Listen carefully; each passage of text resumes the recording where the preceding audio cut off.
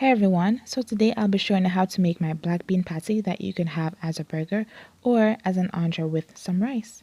Let's get into the video. So you're gonna combine your black beans, and I added pinto beans to this recipe in a bowl, and just mix all your spices and herbs together. These are the combinations that I use, but you can use whatever you like based on your preference and what you have available. And I do not like bland food, so I have to have it nice and well seasoned. Now this is my secret ingredient. It is teriyaki based and glazed by Kikkoman. I just added a little bit to give it some nice kick. And I'll leave all the measurements and ingredients below because I do not measure when I'm cooking, guys. I added some oats for some consistency and thickness, and I just blend everything all together with my fork. If you do have a food processor, you could throw the ingredients in there, but I do not, so I had to do it manually. I proceed to add some dill and some scallion for some additional flavor, and I just combined once more. I added some cornmeal to help combine everything because this is a meatless recipe and you do not have eggs, so you wanted to have some holes and some structure. I then used my hands and I just ground everything all together, and I added some flour to help to give it some more structure again.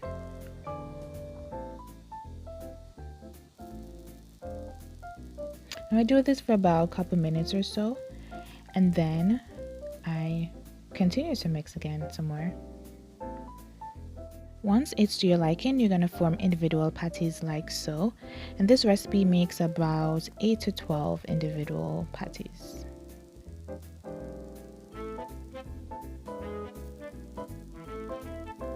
Then I'm going to refrigerate for 20 minutes before I proceed to fry them. So I just take my saucepan and add a little bit of oil or butter, whatever you have, and I just fry them until each side is golden brown, and then I flip.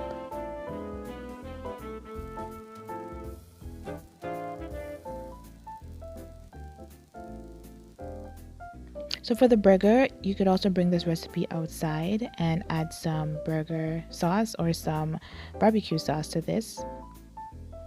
Now to plate everything all together, I just combined with some rice and some stir-fried vegetables, and this is my homemade sweet barbecue sauce because I love barbecue if you haven't noticed, and I just added on top of the burger, which was flawless and phenomenal. Oh, can't forget avocado. And for the last recipe, I just added it to my burger bun, lettuce, tomato, onions, and some guacamole and pico de gallo. It was delicious, one of the best burgers. Bon appetit! Thanks so much for watching, guys, and if you try this recipe, definitely let me know below. Until next time, bye!